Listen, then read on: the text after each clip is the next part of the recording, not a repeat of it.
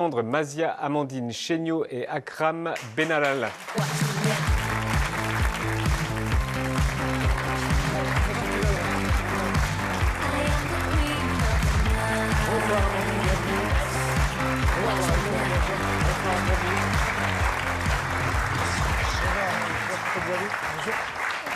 Bonsoir, bienvenue à tous les trois, bienvenue sur le plateau de Quotidien. Voici une partie de l'équipe et voici le public. Vous êtes les athlètes de la gastronomie et vous serez donc au fourneau pour nourrir une partie des 15 000 sportifs venus pour les JO.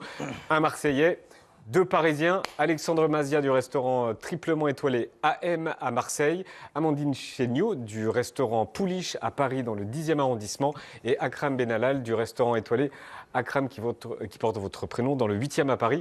On commence par le sud, par les Cigales. Alexandre, vous avez porté la flamme et vous avez été basketteur professionnel. Est-ce que ça veut dire que vous avez une longueur d'avance sur Amandine et Akram? Pas du tout, non, pas du tout. D'ailleurs, je suis là, moi, grâce à Akram, parce que c'est Akram qui a soufflé mon nom à Franck Chavenaz pour Sodexo Live qui nous accompagne. Donc c'est vrai que moi, si je suis là, c'est grâce à ça. Une longueur d'avance, non, mais pour les produits, oui. Parce que les produits, on est jardin de la France, vous le savez. Il y a c'est des produits merveilleux, non, mais... Marseillaise. Ouais. Oui, c'est ça. Parce que je suis obligé parce que on a le plus grand marché international, oui, pas loin. je le sais, je me suis fait avec tailler les il n'y a meilleurs pas longtemps. produits. On aura tenu une minute avant que ça démarre.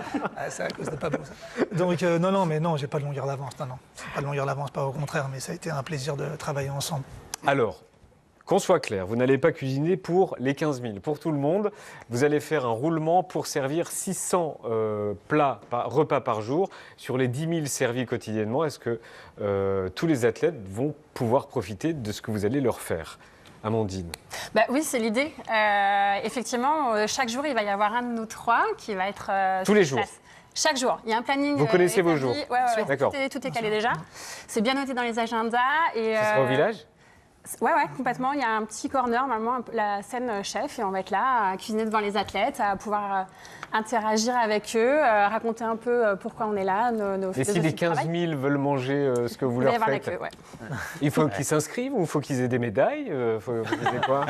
J'ai une médaille d'or, je peux manger Amandine ou je peux manger... Enfin, Amandine, ce que fait Amandine, pardon. Ou quoi? Excusez-moi. Oui, donc comment ils vont faire du coup?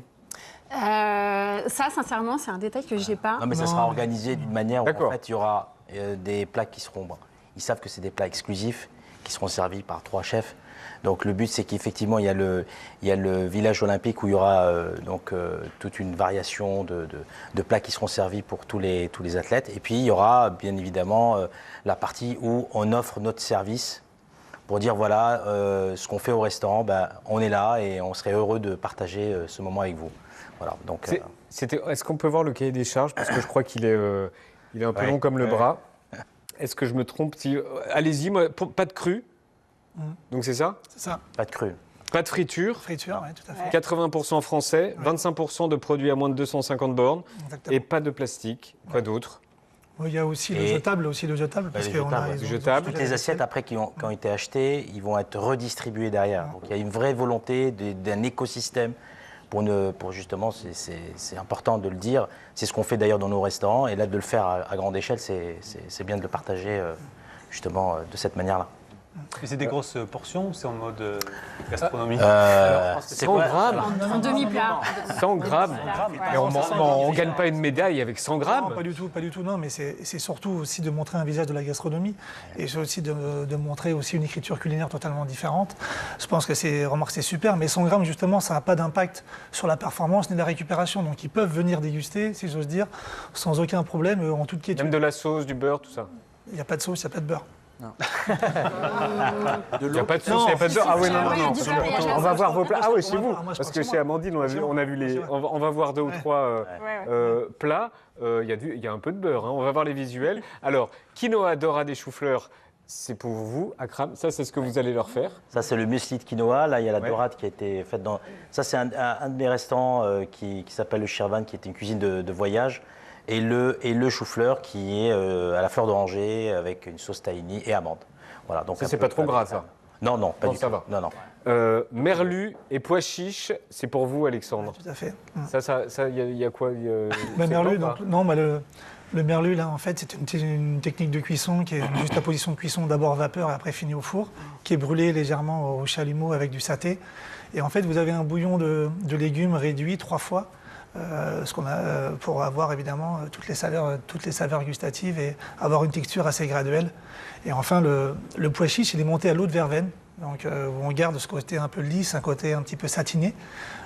Petit pois, la betterave, on a un condiment betterave qui va avec un sucre résiduel qui va apporter de la gourmandise, et ce lait de poisson fumé qui va rappeler les essences de nos côtes, mais aussi le côté salin de Marseille. Et les anneaux, mais les anneaux sont faits sur la texture, ne sont pas faits juste là pour...